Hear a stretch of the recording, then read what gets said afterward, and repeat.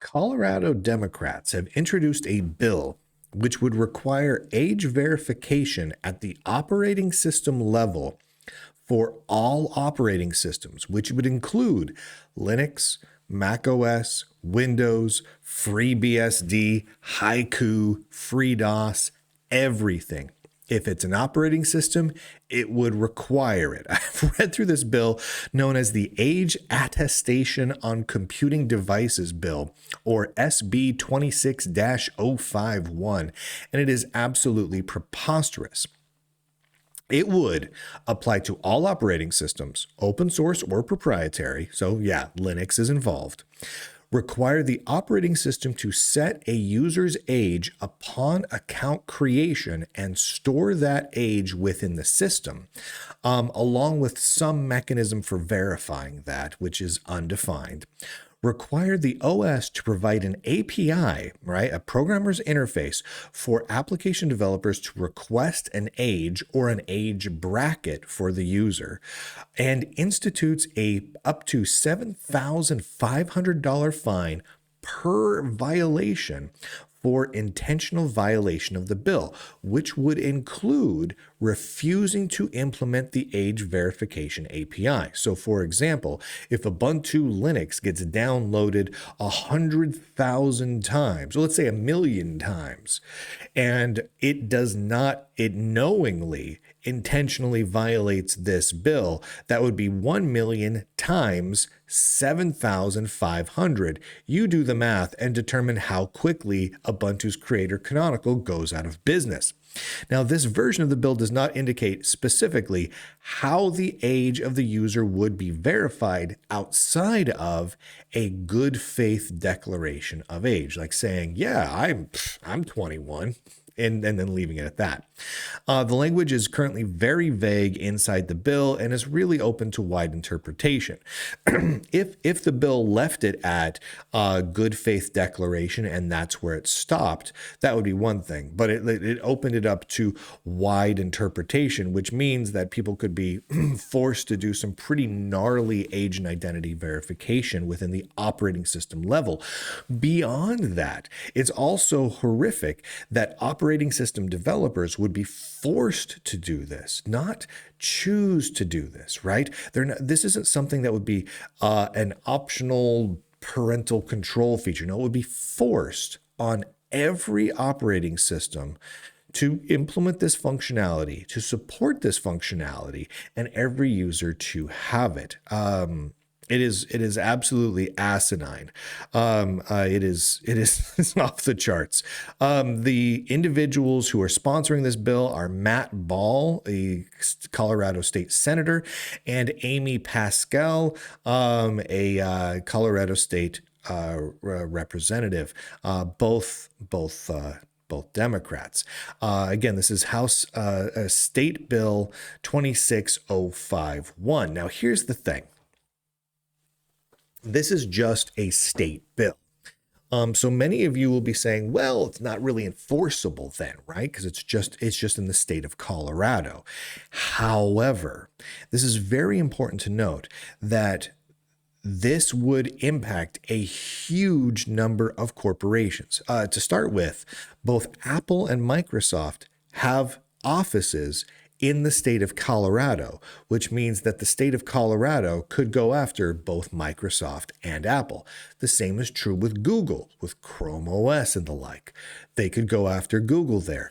And on the Linux side of things, actually, there's an awful lot in Colorado that they could go after.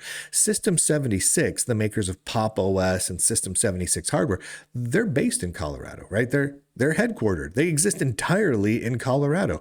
IBM, and therefore Red Hat, has offices in Colorado, which means Red Hat and Fedora are culpable here. I mean, like they could come after them easily.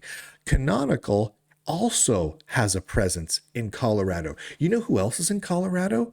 The FreeBSD Foundation. Yeah, that's the address for the FreeBSD Foundation is in, I believe, Denver, Colorado.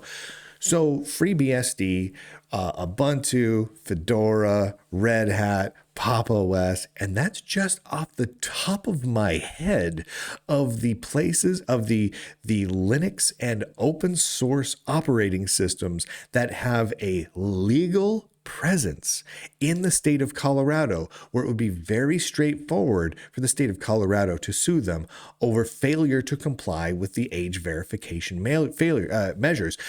And it's very clear, very, very clear. If you do the math, hold on, I'm going to bring up the calculator here real quick here. Let's do the calculator here. Let's say 1 million times 7,500. Oh my gosh, that's $7.5 billion.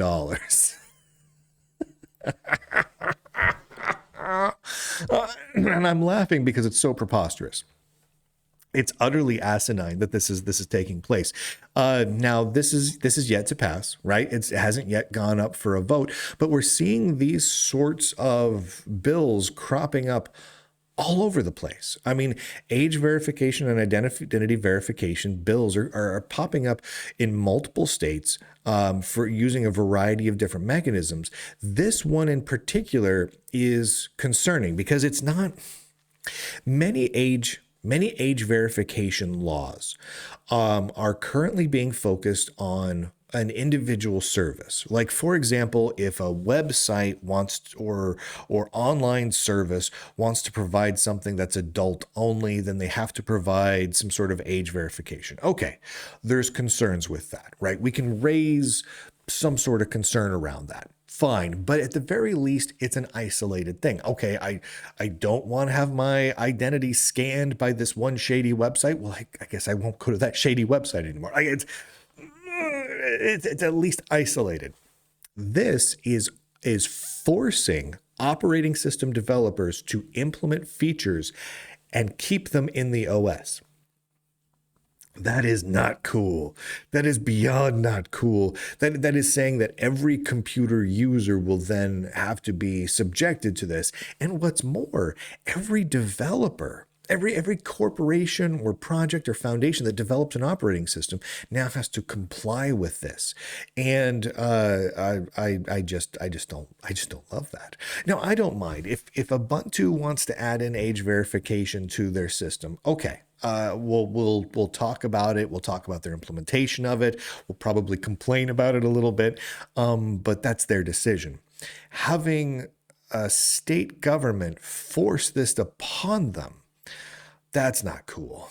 That's not cool. I'm not a big fan of governments forcing operating system developers to adopt specific features in specific ways under threat of corporate ending fines. That to me is way, way too far. That's gone down a dangerous, dark, and awful road, and I don't like any piece of this.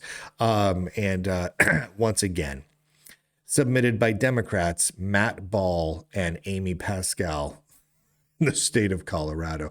What's really interesting to me here is that some of the companies that would be the most dramatically impacted from this are extremely political corporations. I'm not going to point a lot of fingers at the moment, but I've done a lot of coverage here at the Lunduke Journal of some of these open source and Linux related companies and how their most prominent employees, and in some cases the companies themselves, have made very extreme, pro-DEI statements and very, pro-Democrat statements and the like over the years.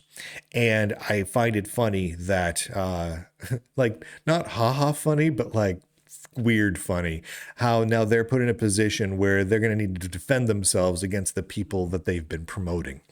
That's there's a lot of words I could use to describe that. I'm just going to go ahead and let it sit out there on the table for everyone else to discern for themselves. But here we are. I'll keep following the bill. We can hope that it gets shot down. We can hope that they decide, hey, we're not going to go down this road, and that sanity will prevail. But let's be honest, it's Colorado. It could absolutely happen. We could also see a lot of companies leave the state of Colorado for exactly this reason, because you don't want to open yourself up to that sort of liability. Another thing I wanted to mention here is, as I was posting this story, when did this come out here? I posted this on February 21st. So this story really hit about 2 days ago. I was posting this over on X, and a lot of people are like, "Hey, but you know what? Open source, we can work around these sorts of issues. If Linux distributions start adding an age verification or age attestation or whatever into the system, we can work around it, right?" And that's kind of true, except all of the vendors will be legally required to include it by default. So that means even a hobbyist, the way it is currently written, if you are a hobbyist developer and you decide to take Ubuntu and strip out the age verification features, assuming that this bill passes and Ubuntu implements it, and post it up on GitHub or wherever, you're culpable for this. Now, you may not live in the USA and you may not live in the state of Colorado, so them coming after you may not be too much of a concern. But the reality is the vast majority of corporations, foundations, and even individual developers and projects shipping and working on operating systems in general are in the USA. And a huge percentage of them have a presence in the state of Colorado, even if a small one, some of them entirely. So the number of systems that this is going to hit in a way that will be difficult to work around is actually pretty gosh darn high. But I'll keep tabs on it. We'll watch it as it goes forward.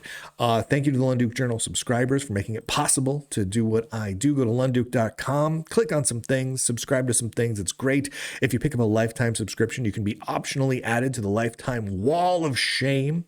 This is wall 1, wall 2, wall 3, and wall 4, with a couple of updates coming here later this week, along with wall number 5.